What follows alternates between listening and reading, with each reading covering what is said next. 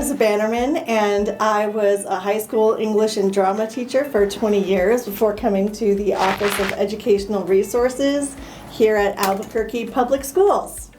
And I'm Tina Nunez. I am also at Albuquerque Public Schools. I taught elementary for 20 plus years at this point, and I am also with the Office of Educational Resources. How are teachers in Albuquerque Public Schools currently managing their workload related to instructional design and student feedback? And where do you see the biggest opportunities for efficiency gains?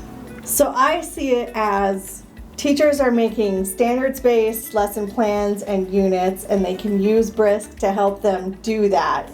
But that takes some of the burden off of them for experience and knowledge of content, and it can help with all that. And then with Student Boost, students can interact with the AI and they get an individualized lesson, an individualized tutoring session, or individualized feedback on their own work.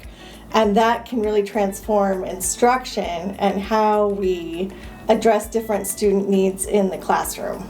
Tina, which specific Brisk teaching features align most closely with Albuquerque Public Schools' pedagogical priorities and curriculum standards? Well, I think every district has some initiatives.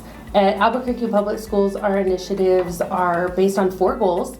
There's literacy and reading, there's math, there's also an SEL sort of skills, habits, and mindsets initiative, and then college and career readiness for our older students. So I think from experience in how our team has been working with teachers using Brisk, the Brisk tools can match all of those different areas in a really good way. The first one I would say is the literacy area, where teachers can create, like Marissa had mentioned earlier, student boost activities, and students can really go through like writing coaches and reading coaches. One of the things that's also really neat about that is you can create your own rubrics for those writing activities or specific to reading, and you can give feedback based on those specific components in that rubric. Math, our teachers who have math struggle with AI a little bit, because you know how those symbols and all of those different components in math problems are really hard to configure into different things. The Brisk extension allows you to actually create assessments that are in Google Quizzes, and it has all of those great math problems built out with answer keys. So that's another really good thing that we have for the math pedagogical area. The other things with social emotional learning, it's kind of neat because you can create anything with Brisk. So you can take a lesson plan, a DOK questions, even a YouTube video, and you can create an entire lesson off of that. So you can personalize and differentiate instruction for that. And then finally, the idea of college and career readiness. We have teachers who are really great at the content, but they can't figure out how to create that critically or with higher order thinking, or even like in a real world scenario. And Brisk can take all of the stuff teachers already have and incorporate those things into it. So I think Brisk has been really great at hitting those 4 goals for our district. Marissa, what would a phased rollout of Brisk teaching look like across Albuquerque Public Schools? Which schools, grade levels, or subject areas would you prioritize first? Once we had it turned on, we made some videos about it and posted it on our EdTech social media and in our newsletters and all of that to kind of introduce it to people. Then we incorporated it with our usual AI training and got to show teachers some of the features and the potential that it has to help them in their classroom chores and in their instruction with students. That was before Student Boost, which now we're just rolling out and introducing that to teachers. And we recently had an AI conference where the teachers came in the morning and did an introduction to Brisk, and then in the afternoon they took a deeper dive and were able to apply it to their own context. So that's how we've rolled it out in APS. Can you talk about how high school ELA teachers have used it? Yes, the high school ELA teachers were the first on board with Brisk because of the inspect writing feature and all of the different essay tools. So they were the first early adopters. Tina, what are Albuquerque Public Schools' primary concerns regarding student data privacy and security with AI-powered tools, and how does Brisk Teaching address these concerns? A while back, we had a cyber attack in our district where we actually had to close down our district for a while, ever since that occurred, we've been very specific on the different types of tools, apps, anything that we vet.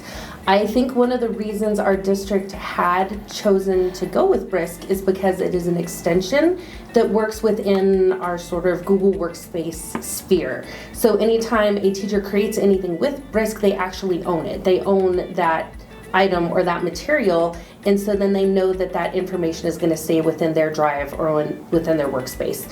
Even using the student Brisk Boost, it allows teachers to follow along with whatever their students are doing. It's really good that it is vetted within that space because it protects personal identifiable information. We know that all of the data and all that information is staying within our specific workspace versus being shared out wherever. There are so many AI tools out there. I know that teachers, and we have a pretty big district, we have about 6,000 teachers. All the teachers were ready and willing to explore anything out there with AI, not really taking into their mind the idea of where does that data and information end up. And so knowing what is allowed, it's already been vetted by our specific, we call it an ARC team, app review committee, where we go through all of the different tools and make sure everything is protected. So we do have that with Brisk, and we know that it's going to be safe. So it's a little bit better than having a wild, wild west of teachers using anything and everything that they want. We can give them specific guidelines on something we know is safe. To clarify, personal identifiable information is not being collected by Brisk. Brisk is only using their Google accounts to collect any information? Yes, so unlike some other AI tools where it's taking all of those data points to learn, it's actually only learning within our specific systems and structure in our Albuquerque Public Schools domain. Marissa, how do you envision AI-powered teaching tools like Brisk Teaching transforming instruction and learning in Albuquerque Public Schools over the next 3 to 5 years? I would like to think that teachers will be able to offload some of their more tedious tasks to Brisk, to AI, so that they can be free to do all the other things that make such a big difference in classrooms, like building relationships and creating authentic tasks and all of that stuff. I also think that when the students start to use the AI with Student Boost, for example, that it will individualize their experience in the classroom in a way that the teacher can't do with a 30-to-1 ratio.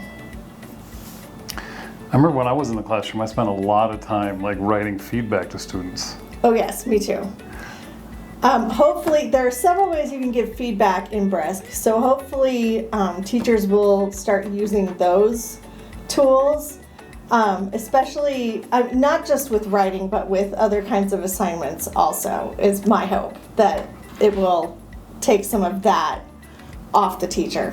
Tina, what safeguards and evaluation processes will Albuquerque Public Schools put in place to ensure that technology enhances rather than replaces quality teaching practices? I think at this point we haven't really gone over this idea of a ton of safeguards or something in that realm. I think what we're trying to do is change the culture and the mindset of teachers in regards to AI, and it's something that our team has been really pushing with teachers. Let's think about this for a minute in the realm of AI. I think teachers came to this space, right, Marissa, where it was mostly like they're cheating. Yeah. And so we had to get teachers to get on board that AI can help them and be helpful in their positions, but I think it's also this mindset that teachers need to come to the conclusion that the entire field of technology is changing. If you think about how things were a long time ago when we first had Google search, I think some teachers, professors panicked a little bit. Even think about technology before that, when you can all of a sudden email a paper versus having it printed out. The field of AI is changing. There's not going to be any single solitary job moving forward that doesn't have AI incorporated into it. Just like if you sort of think about now, there isn't a single solitary job that doesn't have technology incorporated into it somehow. There's this idea that we want to get teachers to model the use of AI and to show that you don't just click a button on AI and then that is the absolute correct answer. You want to do the whole 80-20 rule or even like a 60-40 rule where you use AI some and then you have to be able to personalize it. So you can click on Brisk and offer amazing feedback or get differentiation strategies, but it's up to the teacher who knows that student best on how to implement that. And so having those teachers model that that and explain it and be transparent with their students that they are using AI, and to let them know that students, when they do use AI, it's not the click of a button and done. It's working in conjunction and collaboration with AI. Can you go into a little more detail about what 80-20 means? The idea of 80-20 is that you let AI do 80% of the lift, but you have to go back and do 20% of vetting out that information. You have to make sure that it's not hallucinating, that it's clear, that it gives a good example, that you differentiate or personalize that content. You should never really use AI and just click a button and then send it off and assume that it's going to work for every single person or every single audience. Let's let everybody know what your favorite Brisk Teaching features are. Marissa? My favorite Brisk Teaching feature is the inspect writing feature, because it makes a video of how the document was created, so you can see the student's process from beginning to end. And it also has that AI likelihood detector in it, and so you can get an idea of whether or not whatever is written there was generated by AI. And I like that because you can use it as the basis for a conversation with a student, not necessarily like, oh, you get a 0, but to start this conversation about how did you use AI, why did you think you needed to use AI, and how did it help you or hinder you when you were doing this assignment. So I think there's a lot of potential for that inspect writing feature, but I might just be biased because I'm an English teacher. And Tina, same question. That was a good one, though. I think mine probably is the presentation creation tool. I think I've been in a lot of different AI tools that teachers have used, and I love the presentation one because you can take a YouTube video, you can take it off of a lesson plan you already have, you can take it off of an outline, and it will build out the entire slide deck presentation for you. And then one of the reasons I just love that is because you can add that Brisk element that's the student boost off of that slide deck, and then you can automatically make it very quickly interactive and engaging for students. So I think that's probably my favorite one.